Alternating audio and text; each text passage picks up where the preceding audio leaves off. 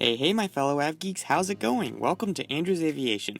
I bring you all this video by procrastinating from studying for my college finals and wishing you all a happy new year. Right now I'm on my way back home to Chicago and I've just arrived in Dallas-Fort Worth International from Austin, Texas. But of course, as you've seen from the thumbnail and the title of this video, this is no ordinary flight. Today, we will be crossing an item off my bucket list and flying the 787 Dreamliner home. I just can't wait to get on this plane, so let's do a cliche YouTube segue and get right into it. One of the things that I like about American Airlines is that you don't have to fly very far to get on one of their wide-body aircraft.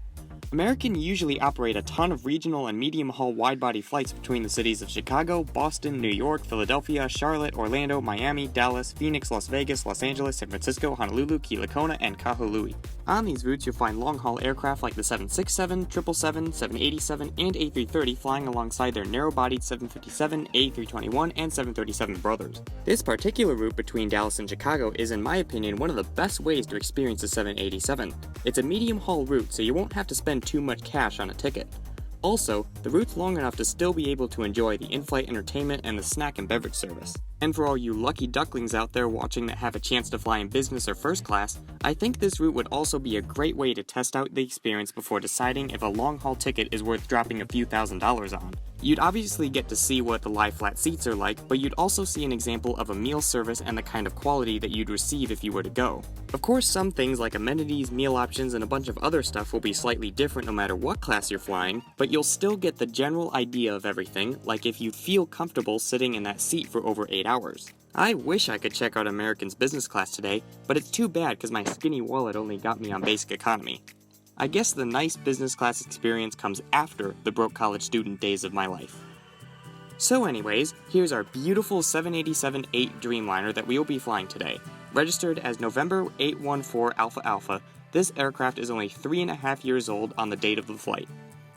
My excitement continued as I walked down the jetway while boarding. The 787 just seems so big and massive compared to the A320s and 737s, and I don't think I'm the only Av geek that gets giddy at the sight of 2 aisles on their aircraft.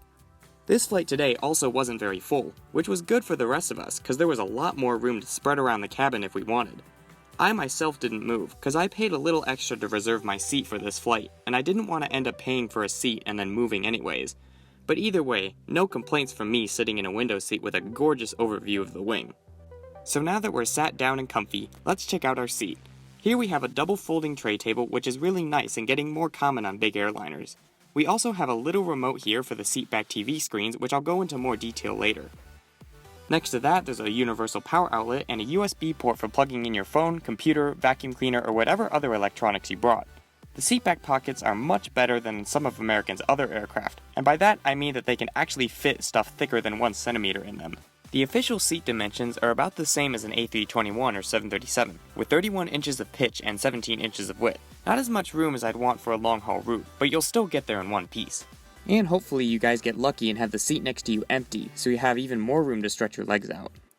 Up overhead, we got plenty of space for bags on this flight, since we're not very full, which is great for basic economy people like me, who are the last ones to have overhead bin access. If anyone watching is planning on flying basic economy and you have the opportunity to fly on a wide body, I'd take it. These big planes are designed to handle a lot of bags on board, and it's not guaranteed, but there might be a better chance that you'll keep your stuff with you. So when I was filming all this, a flight attendant noticed my enthusiasm and invited me up to the flight deck. I couldn't take any pictures inside, but the crew were nice enough to take my picture in the galley. I knew right then and there that this was going to be a flight with an amazing crew. Also, another side note, if you guys are wondering why the view outside looks blue and tinted, it's because of the design of the 787's windows. The windows are designed without window shades, and instead feature a special window tinting that blocks sunlight, which is really cool. Unfortunately for almost the entire flight, my window's tint was stuck in a slight on position, and no matter how many times I spammed my button, I couldn't get it to change, so I hope you guys enjoy my blue taxi and takeoff. In your seat, should move the best, pull the tab, or compartment handle to break the seal. For help locating them.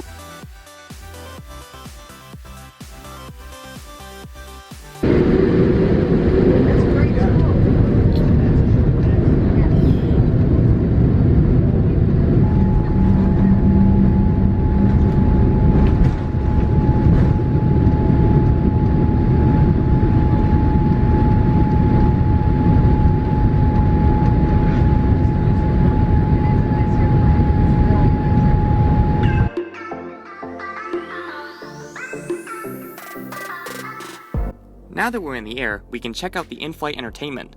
I've gone over this system a couple times before, but basically this system is different from the one that's found on your personal device. The organization I think is much nicer, and it's easier to sort through all the different movies, TV shows, music, games, and other features the system has. One of the other cool things I liked was the chatting functions. You can select any seat you want, and if they agree to have a conversation, you can say whatever you want to them. Ask them stuff like how their day was, or if they want to challenge you to a game. You can also scroll through all the beverage and snack options on the flight, and decide what you want so when the flight attendants come around and ask, there's no awkward pause as all the other passengers stare impatiently at you while making a decision. So when my crew came around, I had my order ready, and got a nice cold glass of Coke. After that, I relaxed and played some games with the new remote. This little device kinda looks like a hybrid between a smart TV remote and an Xbox controller, which means it can do pretty much everything. You won't find this kind of thing on a 737, and is one of the little things that I think makes flying a widebody much nicer. I'm not, however, going to show you the footage of my gaming skills, because it would be a disgrace to the gaming world if I did. In between my defeats in gaming, I stopped to enjoy the views outside. The 787's windows are freaking huge, and you can see a lot, even if it is blue. It's a shame that this flight was only a couple hours long, because after only a couple hours in the air playing games and chatting with the crew, it was time to begin our descent into the Windy City.